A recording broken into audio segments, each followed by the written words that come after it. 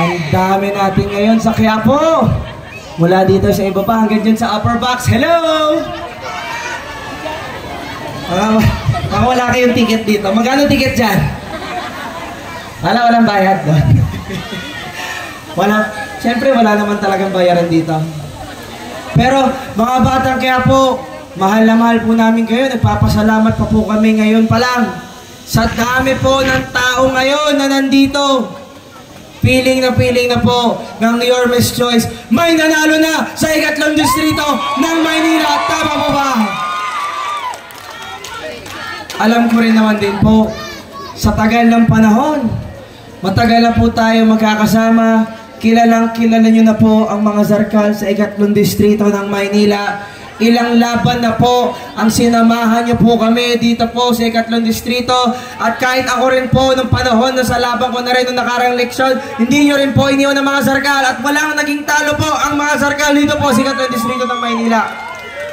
Ang maitatanong ko lang naman po sana ngayon, sasamahan nyo po ba ulit kami sa laban namin na ito? Promise? Talaga?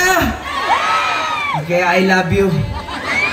Pero alam niyo po, dito po sa laban namin na ito, kung pwede po sana, kami rin makarequest ng konti lang din. Total, hindi naman na tayo naiiba sa isa't isa. Kilala nyo na ako, kilala ko rin po kayo. Gawin na po natin yung mga bago po nating konsehal. Iupo na rin po natin sila sa konseho ng Maynila dito po sa ikatlong distrito. Kaya? Pwede? Naman. Kasi alam ko naman po, dito sa Maynila, isa sa lagi kong pinagmamalaki na bilang isang batang Maynila po ako. Na pag pumunta ka sa lungsod ng Maynila, makikita mo po lahat ng kultura, lahat ng klase ng tao, lahat po ng relihiyon, nagsasama-sama po dito po sa ating lungsod. At ang pinaka-importante po, nagtutulungan po tayo sa isa't isa. Amen? Tama? Kasi po, kaya nga po, sa tagal ng panahon, ang inyong lingkod, nung panahon ng aking termino po ng pagiging konsehal, kasama ko po si Apple Nieto noon. Kami po, dalawa sa mga tumulong din po na magkaroon na rin po tayo ng Muslim Cemetery sa lungsod po ng Maynila. At sa panahon din naman po, ng si Tol Zarkal ay naupo rin po nung nakaraan din. Isa po sa pinrioritize talaga natin dito po sa ating lungsod ay magkaroon na rin po tayo ng Sharia Court dito po sa Metro Manila, dito po sa lungsod ng Maynila. Kasi alam ko po sa aking mga kapatid po na Muslim, kapag may mga problema po kayo, pupunta pa po kayo sa malayo na lugar para lang din po may address ang mga problema ninyo. Kaya kaming dalawa po ni JB Hison nung panahon po na yon sa District 5, nagtulungan po kami. Pumunta pa po kami sa Senado at ngayon po naisabatas na rin po natin dito sa ating lungsod. At alam ko rin naman din po, kung saan man tayo nanggaling, kung anong probinsya man tayo nanggaling, kung tayo po ay naninirahan sa Maynila, alam natin kung sino po talaga ang may malasakit po para sa atin. Tama? Kaya nga po, alam namin, ang dami pong lumalapit din po sa inyo. Ang dami pong nagliligaw din po sa inyo. Pero alam ko po, dahil po magkakakilala na tayo, ito pong mga nasa harapan ninyo, bagamat baguhan po yung kanilang mga apelido, baguhan po yung kanilang mga muka, baguhan lang po yung kanilang mga pangalan dito po sa ating distrito.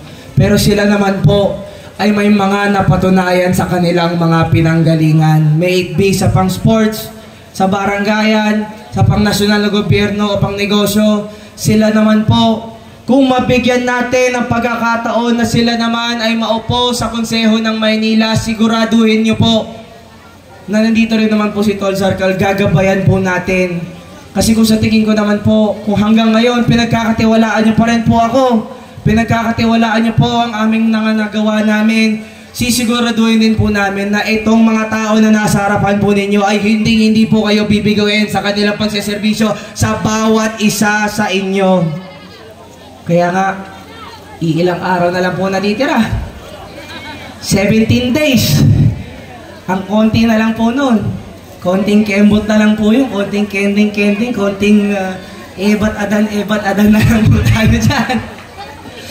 Pero sa natitirang mga araw po na iyon, kailangan po namin kayo, mga batang Quiapo. Kaya dahil alam ko naman po, mahal na mahal nyo ang Your Miss Choice. At doon sa natitirang mga araw po na iyon, kung kaya nyo po kami, i-chismis na. Sa chismosan yung kapitbahay, taas kamay mga chismosa dito. Nasaan ba kayo dyan? Nasaan ba? Nasaan ba? Oh, di ba? Nagtuturoan pa yung iba dyan. Oh, sige, kakalabit pa. Eh, kung chismosa ka, di ba? Taas mo yung kamay mo.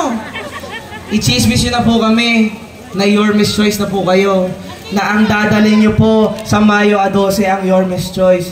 Pero po, kung proud naman po kayo, kung kaya nyo po kami isigaw nyo na po ang bawat isa sa mga miyembro ng Your Miss Choice. Alalahanin nyo na po yung mga numero po nila, yung mga pangalan po nila, dahil kayo na rin po ang magiging susi namin para po sa ating tagumpay sa Mayo 12. At dahil po dyan, tingin ko rin naman po talaga at naniniwala po ng buong puso na kung ang manalo po at magwagi po ang Your Miss Choice dito po sa ating distrito, dito po sa ating lungsod, paniguraduhan po, 100% ang tunay na panalo po dito ang taong bayang Manileño. Ako po, si Tol Zarcal, ang inyong anak, kapatid, at habang buhay po, magiging kaibigan niyo po dito sa ating distrito. Mahal na mahal ko po kayo, mga Distrito 3. Mahal na mahal ko po ang Quiapo. Wala po tayong iwanan.